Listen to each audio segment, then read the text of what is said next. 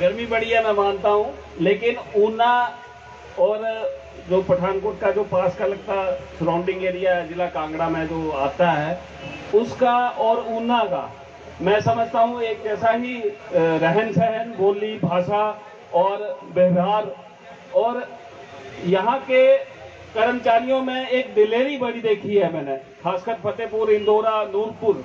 और जब भी कोई आयोजन होता है संख्या रिकॉर्ड तोड़ उभरती रही है। तो सबसे पहले एक बार तालियां जो आज यहाँ पे उपस्थित हुए हैं, जो आज समय निकाल के आए हैं, और एक बार तालियां उनके लिए भी जो इस लाइव को घरों से बैठ के देख रहे हैं, यहाँ पे नहीं आए हैं। जिला मुख्यालय में ही मेरे को लगता है 500-600 कर्मचारी यहाँ आसपास रहता होगा और बड़े आसानी से यहाँ पे आ सकते थे, लेकिन फिर भी नहीं आए। कोई बात नहीं, वो आज नहीं आए हैं। याद रखना, पेंशन बहाल नहीं होगी तो उनके बच्चे भी उनको माफ नहीं करेंगे, उनकी बीटियां भी उनको बेलने से मारेंगी कि देखो ऊना में कर्मचारी धूप में खड़े थे और तुम लोग यहाँ घरों में बैठे हुए परोठे बनवा रहे हो, सेवा करवा रहे हो। तो उन कर्मचारियों के लिए एक बार तालियां हो जाए जो घरों में है। कोई बात नहीं, कब तक नहीं आएंगे, एक दिन तो आना पड़ेगा, और नहीं आएंगे तो सरकार तो ला रही है अग्निवीर। अभी अग्निवीर आए हैं, शिक्षावीर आएंगे ना जी। अगर हम संगठित नहीं हुए तो शिक्षावीर भी आएंगे, फिर स्वास्थ्य वीर भी आएंगे, फिर पेंशन रो रहे हैं ना, ये सैलरी भी जाएगी। और यही चीजें हैं कि ये इन लोगों के इतने हौसले बढ़ गए हैं कि ये अपनी मन मर्जी खुले दिल से कर रहे हैं, कोई रोकने वाला नहीं है। विपक्ष खत्म कर दिया गया है, और सबसे ज्यादा नुकसान अगर किसी वर्ग को हुआ है इसमें तो कर्मचारियों को हुआ है। और हम आज भी अंधभक्ति में इतने लिप्त हैं कि हम ये नहीं देख रहे कि हमारे साथ हमारा भविष्य क्या होने वाला है।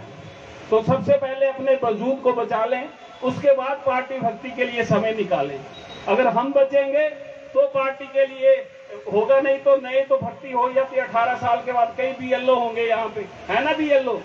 गवर्नमेंट की डायरेक्शन होती है 18 साल का बच्चा हो तो पहले उसका वोट बनाओ, रोटी उसको मिले ना मिले, खाना उसको मिले ना मिले, नौकरी उसको मिले ना मिले, लेकिन उसका वोट बन जाए और सरकार को, मंत्री को, विधायक को वो वोट मिल जाए। बाकी इनको किसी की कोई परवाह नहीं है, उसका वोट जरूर बना दो। तो ये आज की डेट में कर्मचारियों के हालात हैं हमारे, और अभी भी अगर हम नहीं जागे, घरों से नहीं निकले, तो इससे भी बुरे हालात हो जाएंगे। जो 1 तारीख को खातों में पड़ती है ना सैलरी, जिस दिन वो पड़नी बंद हो जाएगी, आपको प्रदीप ठाकुर याद आएगा, राजेंद्र मनहास याद आएगा, आपके इंदौरिया जी याद आएंगे कि वो बुलाते थे पेंशन के लिए, काश चले गए होते। ऐसे ऐसे लोग देखे हैं, ऐसी ऐसी महिलाएं देखी हैं मैंने, जो आज शहरों में अपने बच्चों के पास जाके बैठी हुई है, उनके बच्चे कमा रहे हैं, अपनी माँ को पाल रहे हैं, क्योंकि उनको 1500 रुपया पेंशन मिल रही है। कहाँ से करेगी माँ गुजारा? ये कर्मचारियों का हाल है। आपके ऊना से एक मैडम है, चंडीगढ़ में रहती है अपने बच्चों के साथ, और बच्चा नौकरी करके माँ को पाल रहा है, विडो है, और वो लड़का 22 साल की उम्र में कमाने लग पड़ा, तब क्योंकि उसकी माँ जो थी 58 साल के बाद बेरोजगार हो गई, और 58 साल के बाद माँ बेरोजगार हो गई, और बेटा 22 साल की उम्र में जिसे पढ़ना चाहिए था वो बेटा कमाने लग पड़ा, उसकी ग्रोथ रुक गई वहीं का वहीं।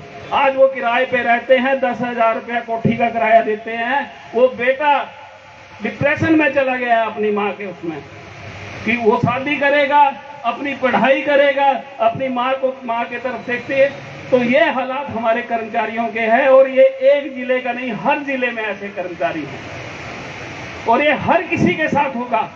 आज कोई डॉक्टर है, आज कोई अध्यापक है, क्लास 4 है, उसके खर्चे उस हिसाब से हैं, ये याद रखना। चाहे वो लाख रुपया ले रहा है, चाहे वो 20,000 ले रहा है, लेकिन पेंशन उसको 10% भी नहीं मिलेगी, ये याद रख लेना। 50,000 रुपये सैलरी लेने वाले को 1 लाख पे 505 रुपये पेंशन दे रही है, अपने पैसे का ब्याज, वो पेंशन नहीं है। उस 1 लाख रुपए का ब्याज 505 रुपये मिलेगा। और जो आज घरों में बैठे हैं, याद रखना, आपको आने वाली पीढ़ियां भी कभी माफ नहीं करेंगी।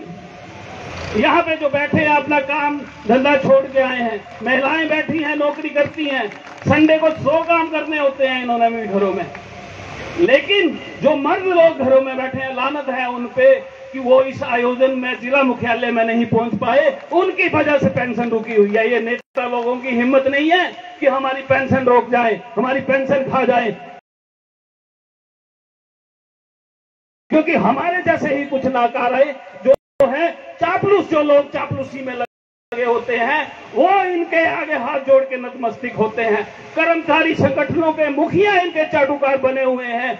बदलियों की राजनीति खेली जाती है, लेकिन पेंशन की राजनीति कोई नहीं खेलता।